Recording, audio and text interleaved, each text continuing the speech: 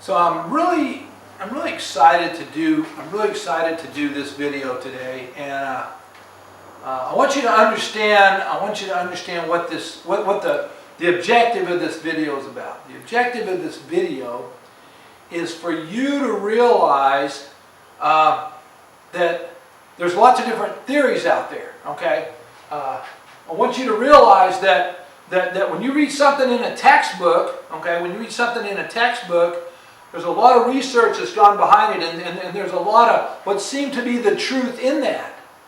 But it could change, okay? I mean, how long did we think the Earth was flat? Well, a long time, like I say, until Magellan was sailing the seas, and he went out of view, and they go, oh my gosh, Magellan's dead. And then Magellan, all of a sudden he came back, and they go, oh my gosh, he's returned from the dead. Remember, we've heard this before. And then all of a sudden he goes, no, I didn't. I went over there. And they go, oh, well, the Earth is round. No, that's not what they said. They said, oh, the Earth goes to right there, and then it ends. So you got to realize that we only know what we know based on the facts that we have. What are facts? Facts are based on the information we know at that time. We found out later it's a fact. So then they said, oh, the Earth is round. No. Then we learned that the Earth is egg-shaped. For a while, you can see why people thought that here was the Earth, that the sun went around the Earth, and later we found out that the Earth went around the sun. As a matter of fact, people were killed. People were even hung at the stake for saying the other things. And saying that the Earth wasn't the center of the universe, that the sun was. And there was people that were killed because they said that. So back in the olden days, when we just had philosophers of Socrates and Plato, they were the only ones that did the thinking. Well, we didn't question anything. Now we begin to question things. Now what's the problem with our society today is that everybody can be the thinker. So the problem is everything's negotiable. Whereas nothing was negotiable, then we had certain things we said, these are the standards, this is the way it is, this is not negotiable. Then we found out that a couple of those things were wrong. We said, oh, so now we're getting to where everything's negotiable. I had a student in my college class, okay, we were talking about that, and the student said, yeah, I heard, everybody's telling us that gravity is real. Gravity, I read the other day, gravity's not real. And I'm like, oh, you did? Oh, well, good for you. Well, see, the problem is everything. Golly, we take Facebook and go, oh, if it's on Facebook, it must be real. And you're like, yeah, that's really smart. Okay. So we've got to be careful as scientists, as people. Okay. So many times we talk about scientists. And one of the big, we're going to talk about a few things here. One of the big theories back and forth is how old the Earth is. A lot of new study on that. So I'm going to use that as a correlation to kind of talk about the importance that we continue to look at new facts, but we really understand what a theory is. Okay? So theory versus fact. Okay? So a theory, and once again, we've heard this before, but this is going to be application. So a theory is an idea that is not proven or disproven. Okay? Nobody has been able to prove it beyond the shadow of a doubt, but nobody's been able to disprove it beyond the shadow of a doubt. So we can't get caught up in theories. Okay? We can't get caught up in theories. People want to argue theories. They want to be like, yeah, this is right. No, this is right. But the problem is there's no answer to a theory. It's proven as far as we know. Okay? It's not really proven, it's not really disproven. We've heard it, and it kind of warrants some thought. I almost said it wrong. I almost said it's proven. It warrants some thought, but it's not proven. Then a fact, a fact is true, / proven with what? Let's put that H over there where it belongs. With the information we have. Now, okay, so a fact is true, hyphen or / proven with the information that we have. So can a fact change? Yeah, a fact can change. As a matter of fact, so if one fact changes, does that mean we throw everything out? No. Facts are going to change. Okay, facts are going to change. Theories are going to develop. It's okay for you to have a theory. Now somebody may disprove that theory really fast. but it is not proven or disproven. It's a theory. I mean, the whole how old is the Earth? That's a theory. That's a theory. So I'm going to talk about that a little bit. And wow, within the last 2 years, probably within the last 5 years, a lot of research. So this is fascinating. I'm really excited to do this video. It's because the new textbooks are going to have this in it. Okay. But do you know what they say? It takes 8 years for a textbook. It takes 8 years. 8 years. Can you believe that? For the new information to be discovered and to be proven enough to say we're going to put that in a textbook, and then to be able to put it in a textbook, get it in print, get it out in the schools, and have kids start reading it. They say the textbook that you have that's brand new, they said, hey, here's your science textbook. It's already 8 years behind. Okay? Now, does that mean everything's 8 years behind? No, it means a lot of things are going to be there for years and years and years. If you take one of my human anatomy classes, we take the same human anatomy book, Hull's Human Anatomy, 13th edition, and we use the same book. We've been using the same book for like 8 or 9 years. Wow, because that part of human anatomy hasn't changed. But then we have to come in and say, here's what has changed whenever we teach that class. We say, here's the new information. So, as a scientist, as a person, as somebody who's a logical thinker who begins to think for themselves, you have to understand that just because you hear a theory, you got to sort out what's a theory, and you got to sort out what's a fact. A fact may not be a fact forever. But the girl that says, yeah, I don't think gravity is real, she's wrong. Gravity is real. Based on the facts we have right now, gravity is real. And if she doesn't believe in gravity, I hope she doesn't jump off a building. Might not work so good for her, okay? She might be a further prover of the fact that gravity exists. Okay, so here's what's happened. This is why I'm excited to give you this. It's literally big information for science.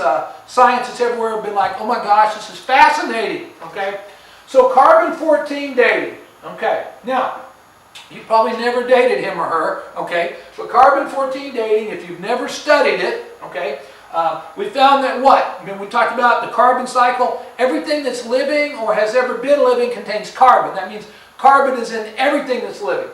So we found that there is something called a radioisotope. An isotope is something that has a different number of neutrons. Okay. So when you take chemistry later, you'll learn that carbon has 6 electrons, 6 neutrons, and 6 protons. Oh. Well, when we say carbon-14, okay, an isotope is something that has a different number of neutrons. So we found that there's a certain amount of carbon-14, which means 14 neutrons in something that is something that has died, something that has been setting there. We found that carbon-14, that's an isotope, a different molecule than the regular carbon, exists, and then it happens, and then that's a natural process.